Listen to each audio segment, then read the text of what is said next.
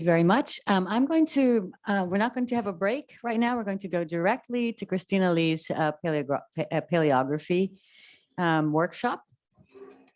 Sorry, Christina. She's like, oh, it's my turn. Did we yes. And Christina, I'm going to, there it is.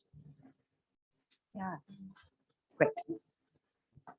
I think I'm so sorry you have to listen to this at the end. I would like to you were so introduce you tired. though. Oh, okay. Sorry. She's okay. You've probably already seen her bio, her apps in the on the website, but I think as the co-organizer of this proceeding, she deserves plaudits. Dr. Christina H. Lee is professor and director of graduate studies in the Department of Spanish and Portuguese at Princeton University. She's an early modernist whose work focuses on the literary and cultural productions of Iberian Spain and the Spanish Pacific. Her recent publications include Saints of Resistance, Devotions in the Philippines of Early Spanish Rule, Oxford University Press last year, 2021. The Anxiety of Sameness in Early Modern Spain, the Spanish Pacific, 1521 to 1815, a reader of primary sources with Ricardo Padron, Amsterdam University Press, and collection of essays, Western Visions of Far East in a Trans-Pacific Age, Rutledge, 2012. And we have more. And the Spanish edition of Lope de Vega's Los Martires de Japón, Juan de la Cuesta in 2006. She's also the co-editor of the global history book series, Connected Histories in Early Modern Europe with Julia Schleck at Amsterdam University Press.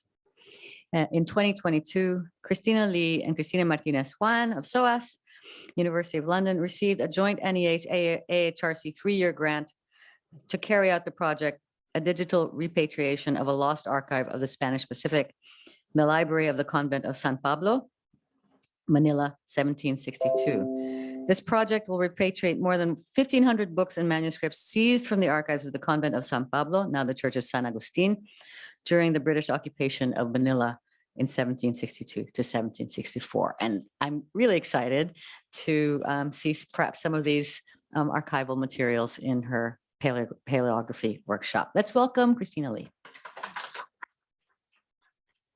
Thank you. I got ahead of myself. I want to clarify, Christina organized everything.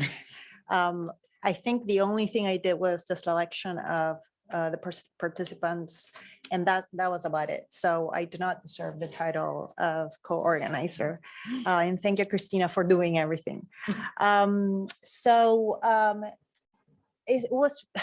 It's difficult to plan a workshop for a public that I don't really know. I don't know what the skill levels are. So, and then I also realize most of you probably, a lot of you, some of you do know what this project is about, but others don't. And so I'll just give you a brief introduction, a very brief introduction of the project. And then I have some stuff that I have to, very exciting documents that I have to show you. So this is, as Nixie mentioned, this is digital repatriation of an archive that was sacked by the British in 1762.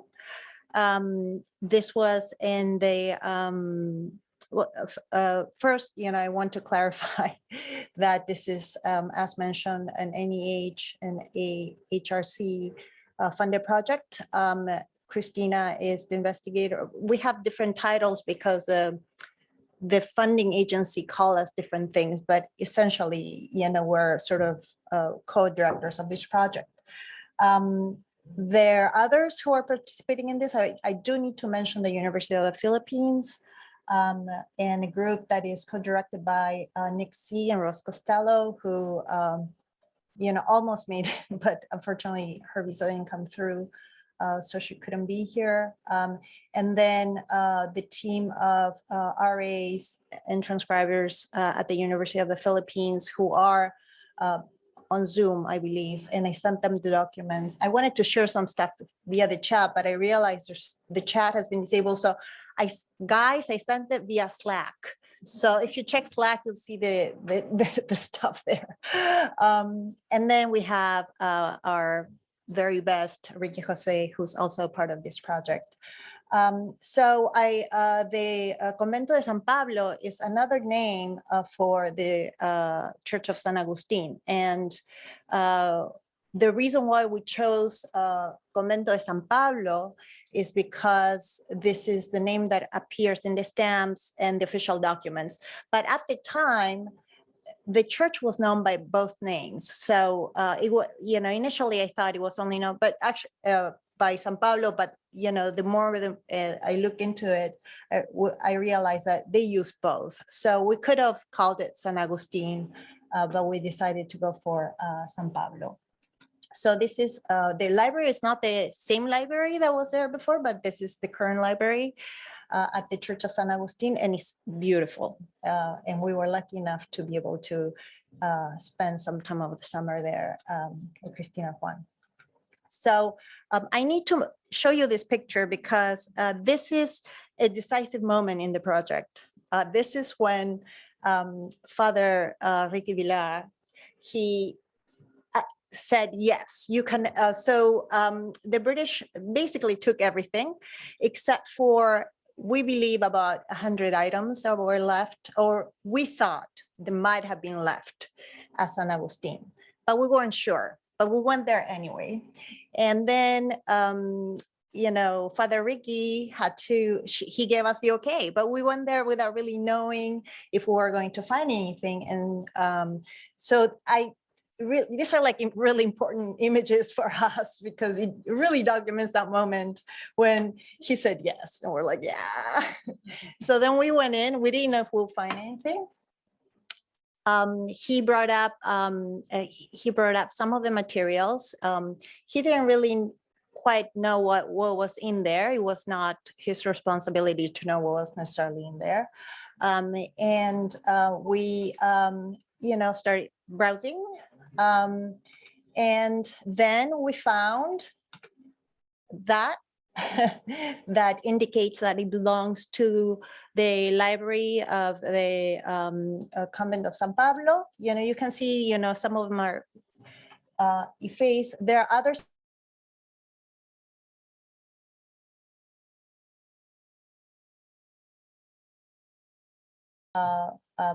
But it says Convent of San Pablo, and then also sometimes it's indicated in writing. So how do we know if they actually belong to this archive before the sacking? Well, luckily, a lot of these documents, as I was going to say later, ended up at the Lilly Library at Indiana University. And Indiana Library has a very, very important holding, which is what we now call el inventario. So this is the catalog of the books, printed books that were held. I don't know if they're all, but at least the ones that could officially be said to be there by, and they're, so it lists the printed books that they own until 1762. So until pretty much, we believe, before the sacking. How do we know that? Well, because if you browse through towards the end, there are scribblings and it indicates who borrowed what they took, or someone brought a book in. And here, the last date that we find there, and I think Hobie actually had transcribed this image, is from you can see, I don't know if you can, it's very clear there, but it's 1762. So,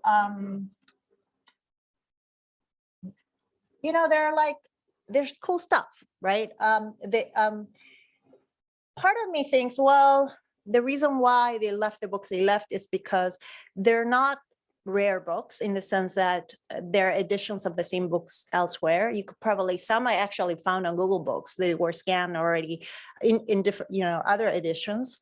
A lot of them are theological books. A lot of them are in Latin. So I could imagine that, like people like Dalrymple, they were like not that interested, right? So they were left behind. So we haven't cataloged all the books that we found in San Agustin. The last I identified, Ricky, were 62, but we have to double check. So we thought it was 100, we found out it was 62. We have to double check with the catalog. But we do find, for example, this one by Campos, is Historia General.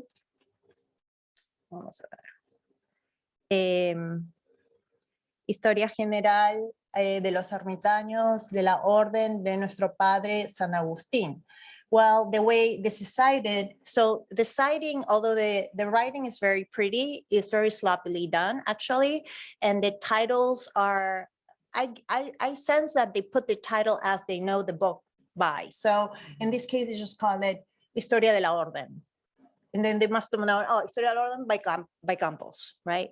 So that was one of the books that I identified. The other one is this one is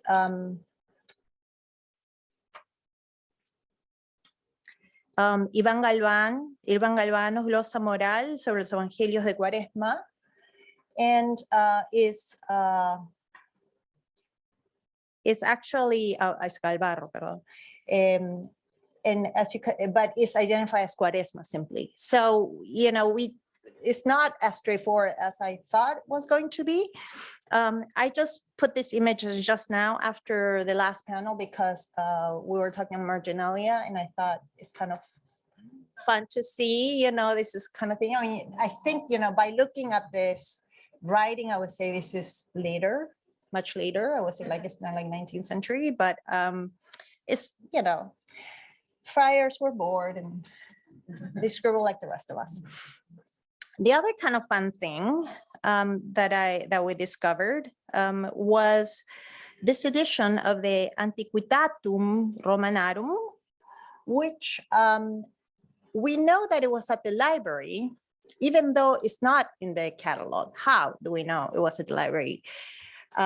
Because it is actually signed by Casimiro Diaz, the famous Casimiro Diaz, the editor of the second part of Conquistas de Filipinas by San Agustin. Actually, what is he saying here? He's basically saying that he's expunging this book because it's in the index of 1707. So he must have found the book and said, oh, this shouldn't be here, right? It's in the index. But actually, it entered the index in 1621. So it's interesting that it was in that library for that long. So it means that, if whoever was in charge of the library, if they're not paying attention, they're just kind of letting things slide, right? So these are the kinds of fun things that get me so excited. So where are the other books and archives and manuscripts? Printed books are now at the Lopez Museum. We still have to go there. They're scanning things for us, but we don't know. We have to see, what is in the catalog and it's not in the catalog. But we know that Lopez acquired books from the Sotheby's auction that occurred in 1966. The British Library has a few volumes.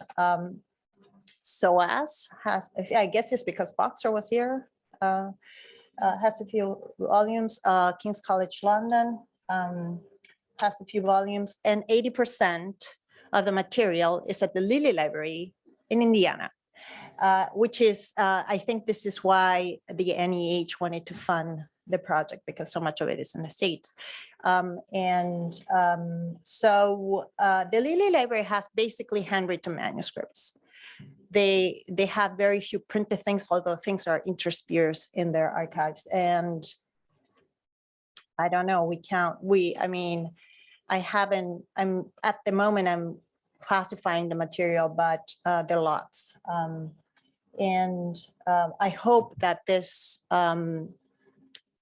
project brings enough attention to the study of the Iberian Pacific, and that more people would use these archives. So the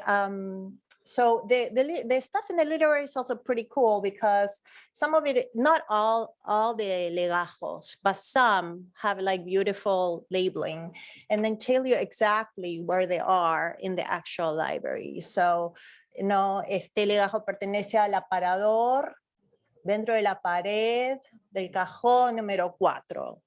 No, it's Misiones, no. So there was a cabinet inside the wall. They were separated. I don't think they were cajones. They mean like a box, probably like some form of a box, but and shelves. And so you can imagine that where these manuscripts were. Not all of them are like this, but some of them are. And so I need to acknowledge the team that I'm working with. I'm working with a team of transcribers and RAs from the history department at UP and my department at Princeton. And I think they're on Zoom, so shout out to them. So you can see Hobie there. You can see Ross. There's 2 graduate students who are working on the Iberian Pacific with me. They're writing their dissertations on it, so they're also contributing. And I think it's just really exciting to have RAs from the US and the Philippines working together on this. So going to the transcriptions, there are tons of manuals for on paleography. And oftentimes I just like to point to a few because it can be overwhelming for people who want to start transcribing. So I suggest the Abreviaciones by the UNAM. We have a member of the UNAM here, which is the Diccionario de Abreviaturas Novohispanas. And I like this one because a lot of the abbreviations come from New Spain. So one of the difficulties in reading, so I don't know what your level of reading is of manuscripts, but probably the most difficult thing about reading manuscripts, even if you can actually see and know what the letter is the abbreviation. Things are abbreviated in such a way and very inconsistently. So it is very helpful to have this online resource. I don't know, so I'm used to doing this on Zoom, and on Zoom I can like click and show everyone. So I don't want to mess up my presentation, so I'm not going to click on it, but believe me, it's there. And it's rather, I should have done like a screenshot. It's pretty beautiful. You can like go by, you find it alphabetically, and you can do a search for words or abbreviations. And I think it's the best resource. My students really benefit from it. What we want to do is create a complement to this so that it would include Philippine terms and toponyms, because if you haven't studied Philippine history, it's very difficult to know what these sites are. And something that be kind of very instinctive for someone who is from the Philippines is not for someone who's not from the Philippines. So, there are advantages that Filipino students and RAs have in working with paleography, and because immediately what a place means, and these are not obvious for people who are not from the Philippines. On the other hand, the Spanish that is more familiar to maybe non-Filipinos, it is familiar for students who work with in other geographical areas of the Spanish Empire. There is like an actual book by Ángel Risco Terrero that I think is also very useful. So if I were to use one that is sort of a paper book, I would use that. It's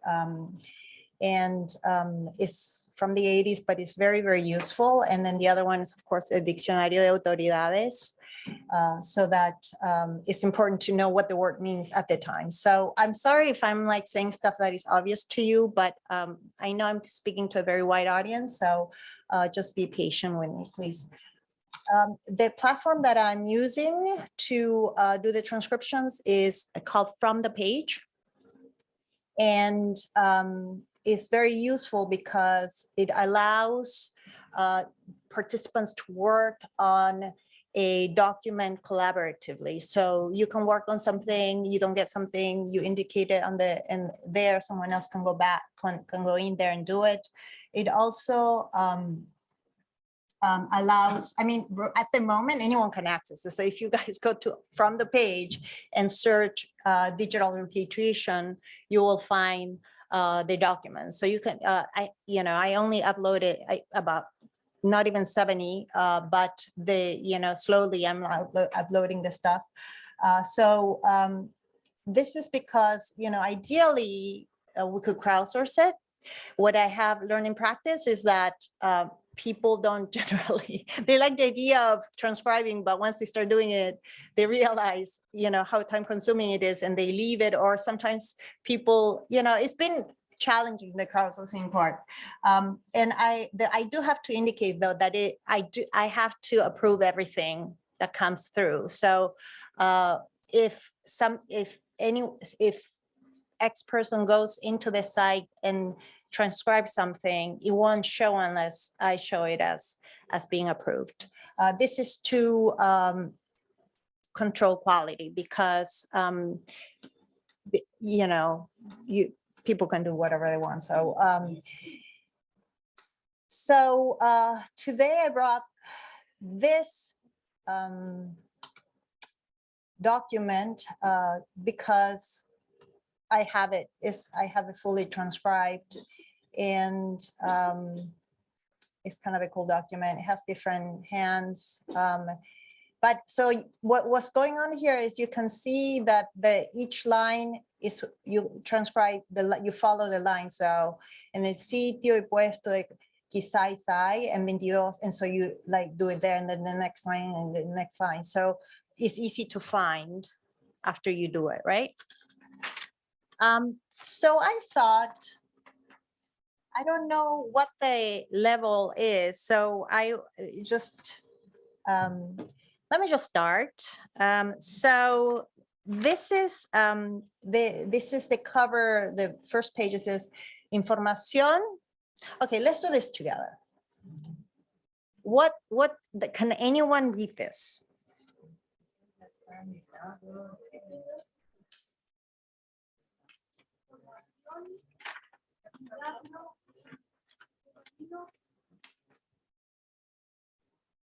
Alguien dijo información. Bien, información. Ok. El gran milagro de nuestra. Now, you know that if it says nuestra, tiene que decirse, o sea, si es nuestra, and you might say, where's the S? Well, actually it's there. You just have to look really carefully right there.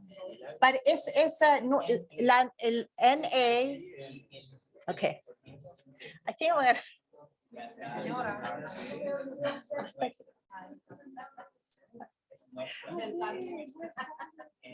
nuestra.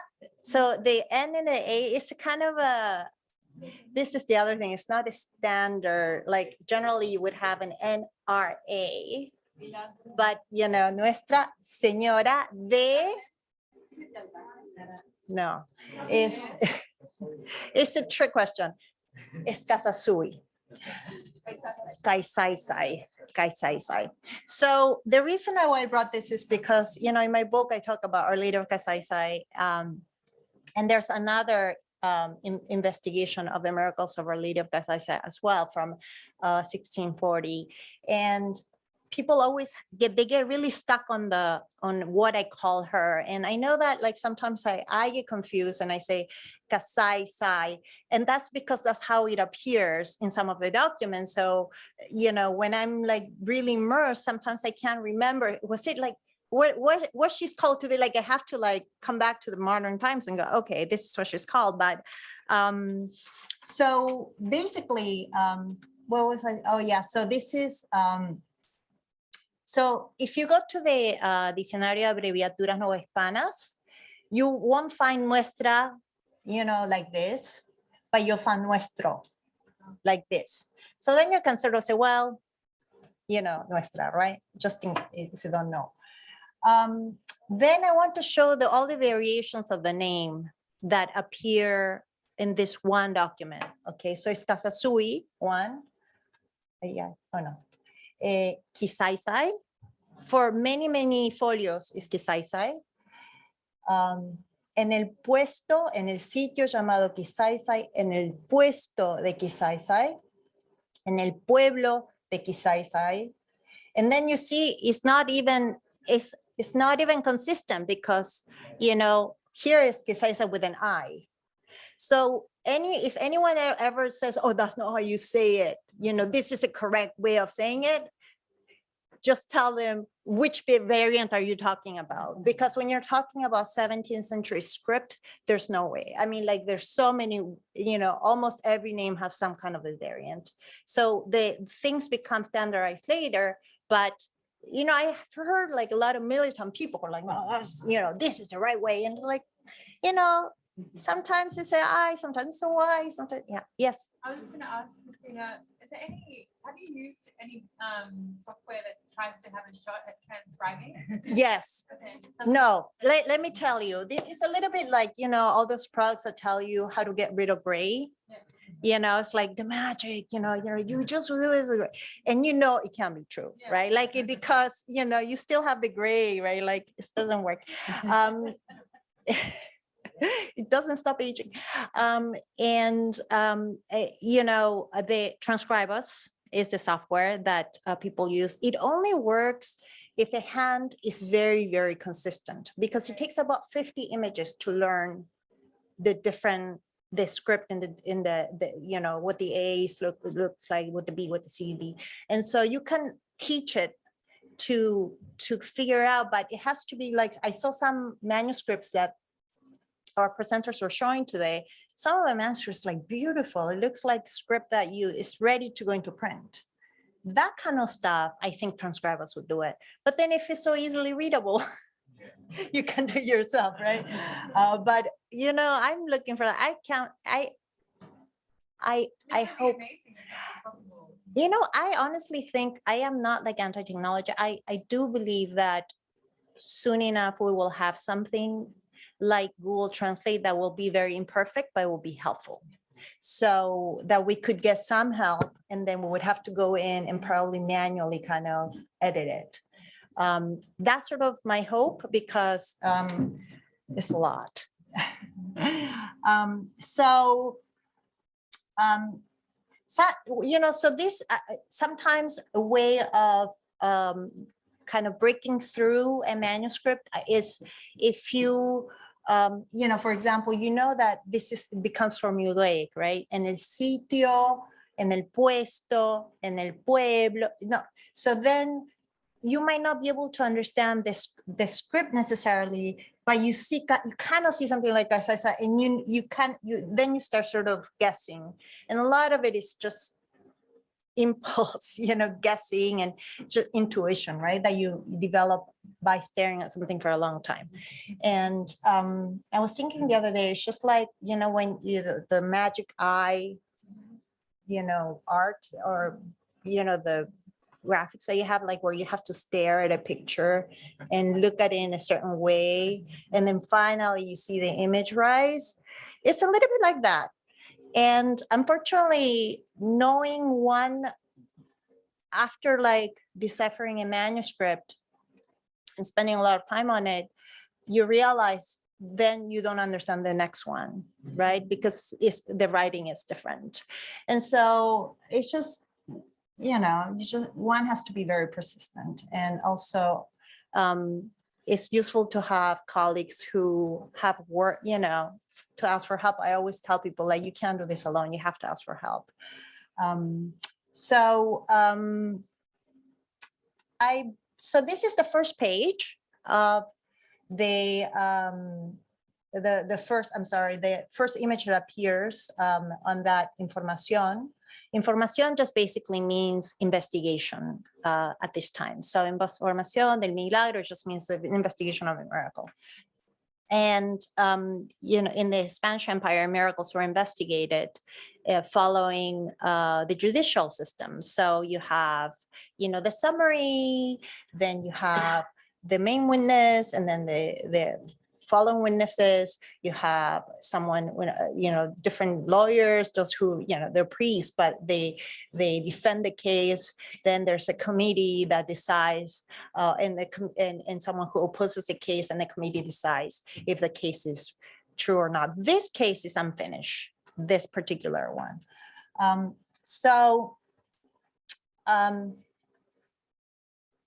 How about,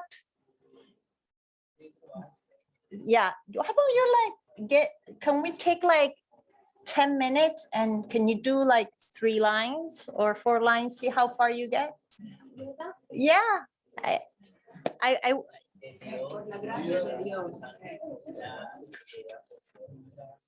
okay.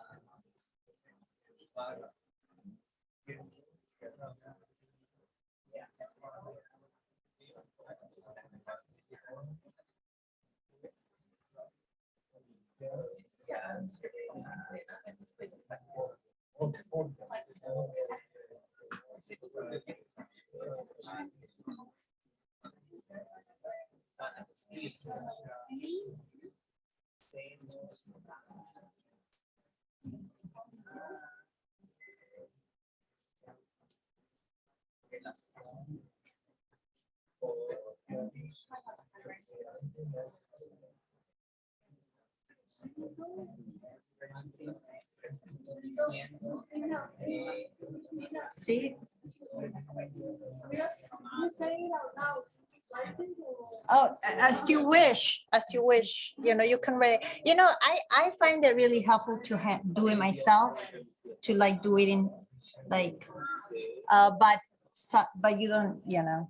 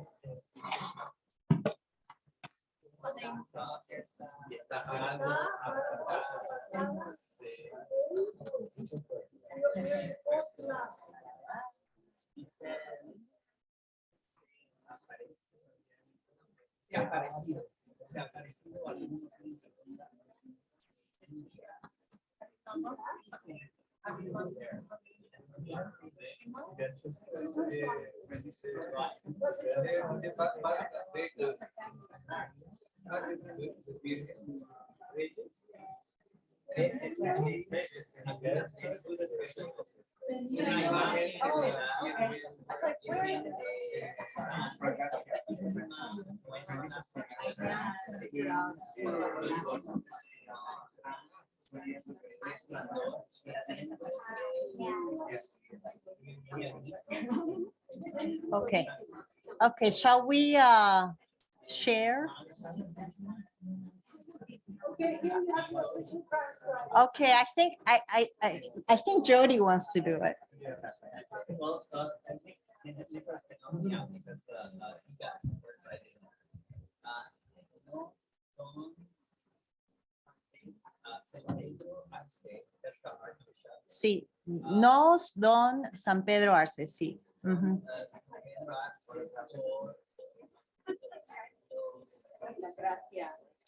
La gracia, ¿quién dijo? ¿De dónde? La gracia, ajá, De Dios, ajá. de la santa,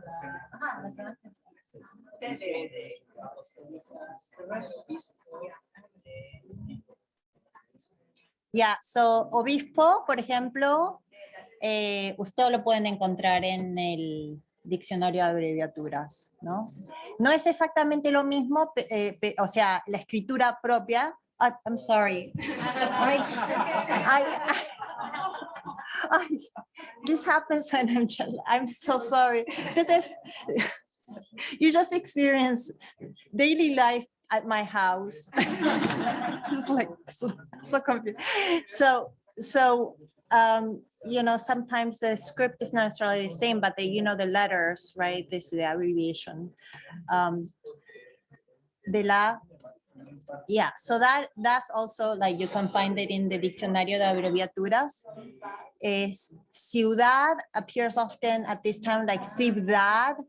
So there are variants in how a ciudad.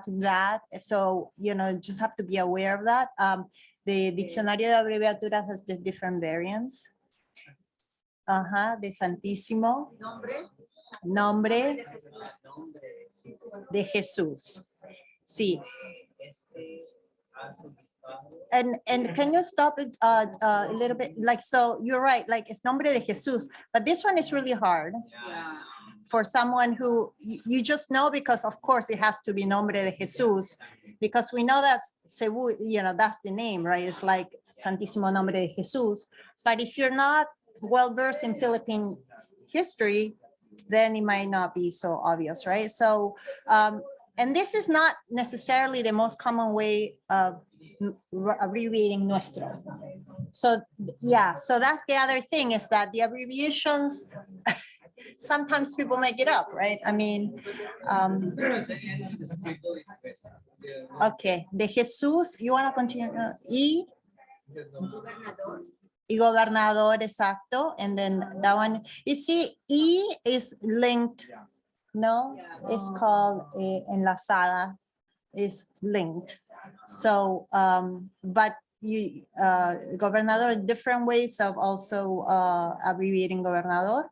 Desde arzobispado de Manila, claro.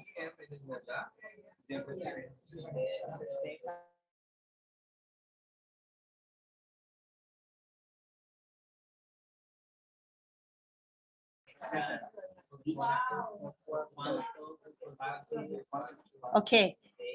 ¿Alguien, quién, someone can tell me what that is?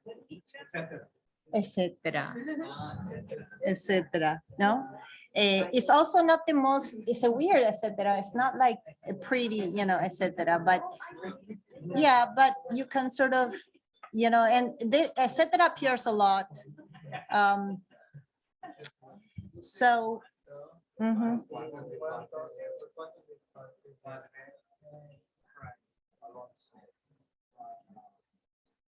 so one thing here is del has two L's.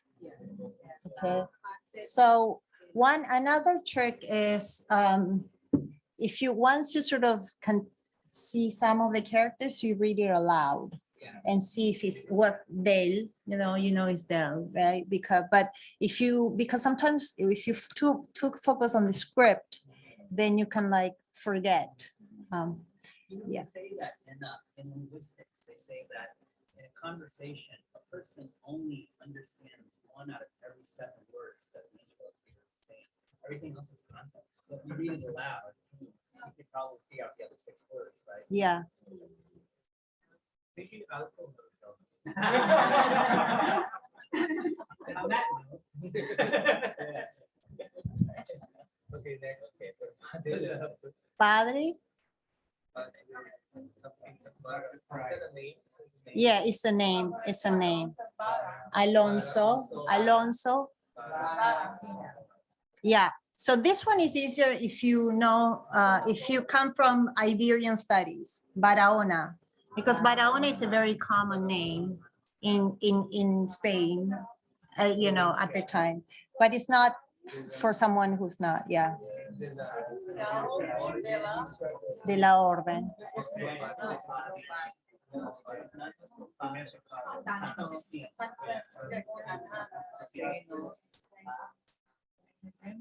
So Jody, you see, here is orden. It says orden, you know, orden, not with an H. It's also like you gotta read it, right? Uh-huh.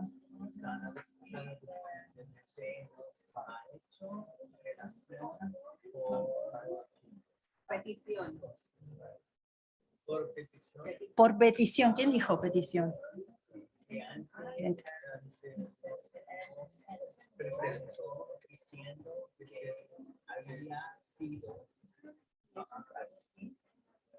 Informado.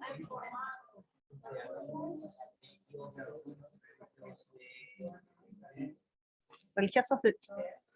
This one is hard, but because this is a C. Yeah. Ajá, de crédito. De crédito.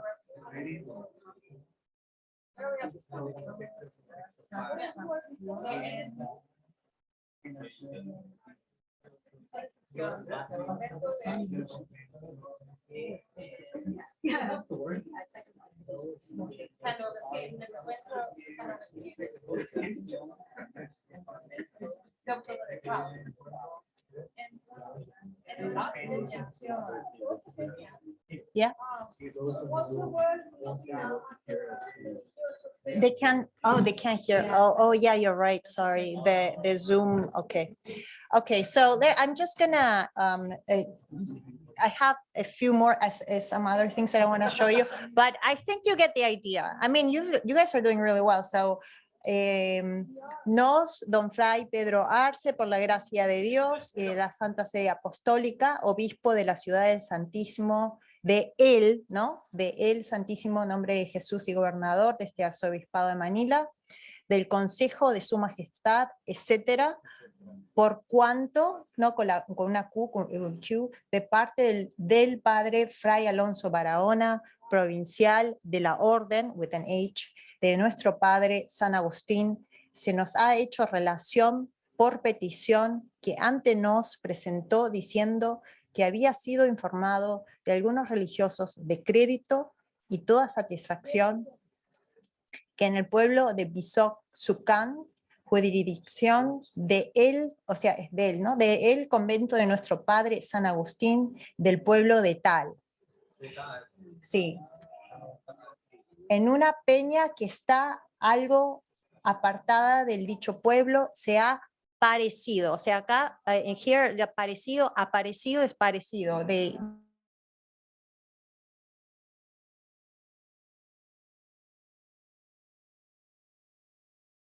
Nuestra Señora, con gran resplandor, teniendo el niño sacratísimo en sus manos. Hijo, okay, and then I can send you, I mean, I can of course, en sus manos. Yeah, so the one that the name says, of course, is the Immaculate Conception, the image that we know today, but when she appears with the child. So I'm just sorry, I have to move on because I realize, you know, we don't have too much time, but so I just want to show you these are, I'm just jumping, no, but this is a different hand, and it's easier to read. Sorry.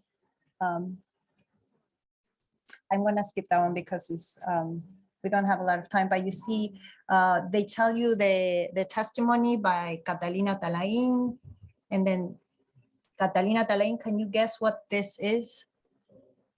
Eso. Yeah, natural. Ujú, ujú, 25 years old. eso. 25 años. Um, so this one is after looking at the other one, this one seems much easier, right? De 25 años, and es de las dos primeras. Does it go straight down first and continue putting it? So what happened is that they summarize what this is about. It's like they're adding subtitles after the fact.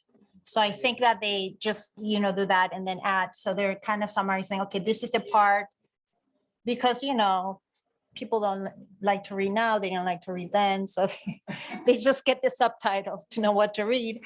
And so Catalina Talain, ¿no? Natural de Sopán, de 25 años. Es de las dos primeras que vieron a la Virgen. Mhm. So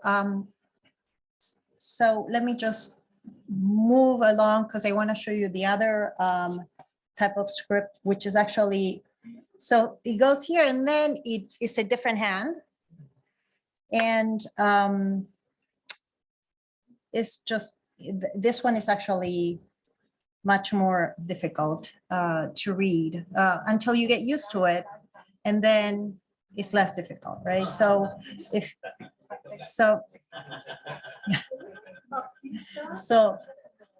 you can, so this is the testimony. Doy testimonio y afirmo.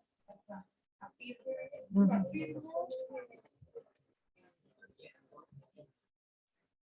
Habiendo, without an H. Mhm. Okay, habiendo, if you want to start reading, you gotta know this abbreviation here. Dicho, written like this, like the elongated H going towards the bottom and then O. This is like appears, I would say, like, this is the one constant. Yeah, I would say appears everywhere. So, once you figure that out, then it's it's a dicho. Entonces, afirmo y habiendo dicho referido, doña Magdalena Dayantomo.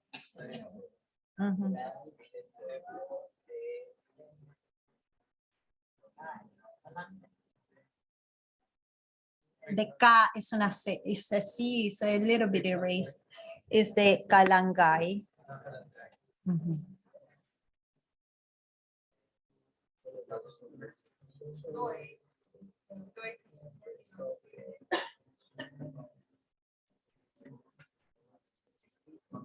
So.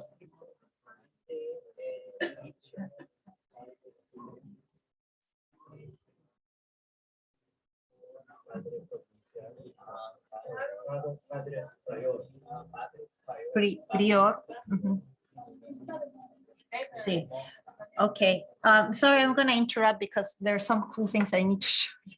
Doy testimonio y afirmo que habiendo dicho referido doña Magdalena Dayantomo, natural del pueblo de Calangay, todo lo sobredicho ante el dicho padre prior Fray Bautista de Montoya y ante el padre prior de Tanabán y mi Tenawan, perdón, yeah, that's right. So that was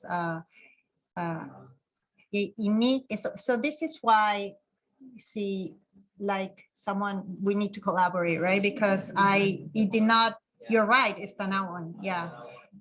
So that's right, yeah. So I didn't get that, right? Y somos jueces acompañados en esta causa, lo cual pasó ante el dicho notario Pedro Pérez y la dicha doña Magdalena refirió todo lo sobredicho mediante Bernardo de Landecho, este intérprete nombrado en esta causa en virtud de la dicha comisión, y doy testimonio que no se concluyó ni firmó este dicho por ocupaciones legítimas que entonces hubo, mediante las cuales La dicha doña Magdalena no pudo acabar de decir todo lo que tenía que decir, en razón de lo cual hoy 3 de mes, bueno, she can't finish, so then she goes on a different day because she has so much to say. So she goes on a different day and talks, right? But the reason why I show you this one is because she is the first one who signs there. Wow. Mhm. Interesting. So the question is, what does the signature say? Is it Doña Magdalena de Antomo, which is the name that is cited in the document? Does she sign a different name? Because there's one here and another here. So I told Ricky I was going to put him on the spot. What is this? I can't read it. So this is why, again, it's so important for, you know, us to, we do need Filipinos to be part of this project, and those who have a deep knowledge of Baybayin. So this is where, like, all this time I assume is Doña Magdalena de Antomo. I assume. In her name appears as Magdalena and Madalena. That's why, don't, you know, it's not a typo. But because I don't know, because with the Chinese signature, the people, when they sign in Chinese, sometimes they write both names. They'll write the, you know, the Juan Bautista, and they'll write like their Chinese name. And sometimes they write, they transliterate the Chinese name into, they romanize it. And sometimes, you know, so it's really hard. So this is a question I have. Ricky said that in the signatures he's seen, is the Spanish in Baybayin, right? But we don't know. I mean, this.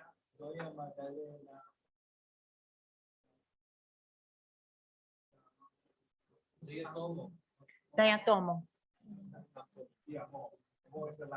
So what is it on top and what is?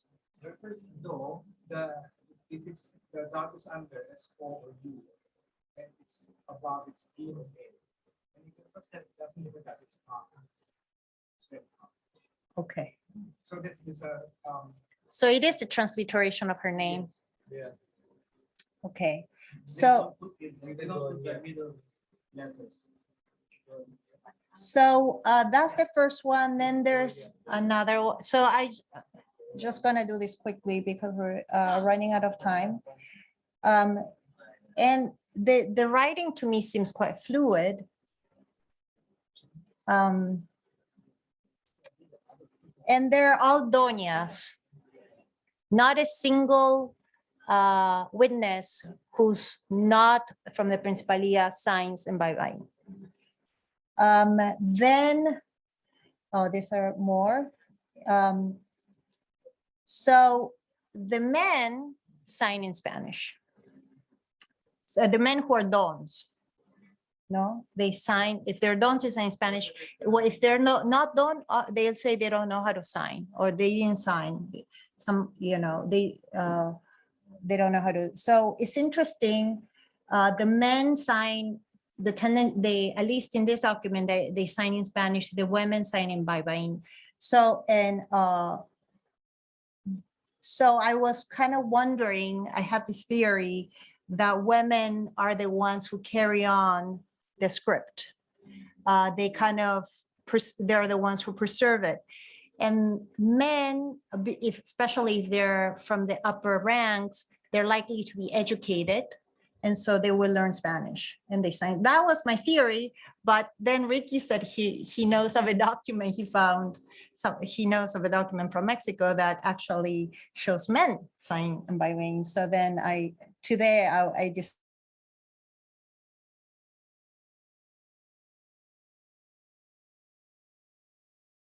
That is the women who signed.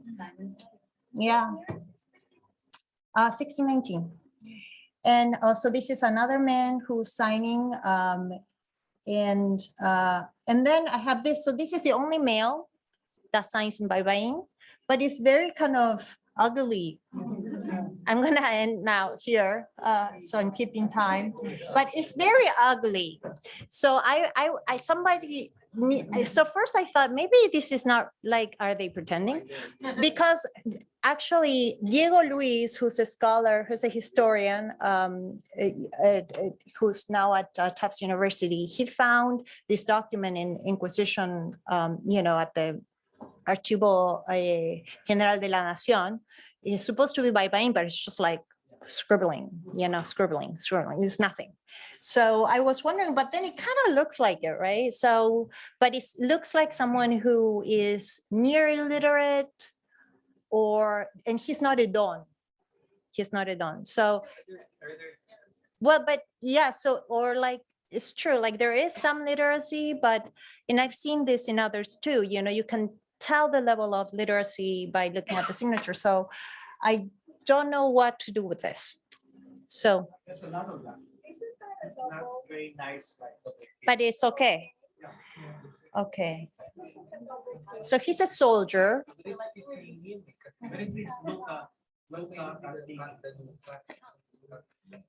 Yeah. So I wanted to know, so they don't indicate his age. What we do know is that he's a soldier. So I assume he's a lowly soldier, and Is this still with the Society Miracles? yeah, no, this is all from one. This is like one awesome rich document. Yeah, it has it's very long and a lot of witness, but it's unfinished. The finished one is from 1690. But if you want to see it, it's not perfect. I have to fully proofread it, but it's on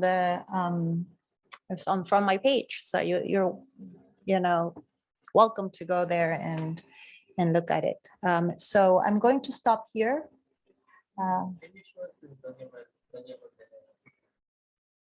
Sure, yeah.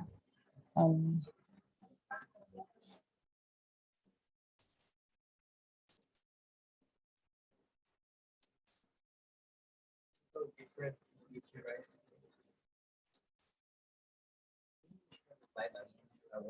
Yeah. Ricky, what are you doing tomorrow? There's so many Yeah. variations. Yeah. And I'm against the law that could Yeah. formalize by law. Unless we can study it so well. So do you think this is regional? Maybe this is the baybayin that was used, in that area, in Batangas. Yeah. So is that a vowel finish on the top? Or is that too early? No, the power will depend on the dot. I know, but didn't they say that's kind of a major addition or no?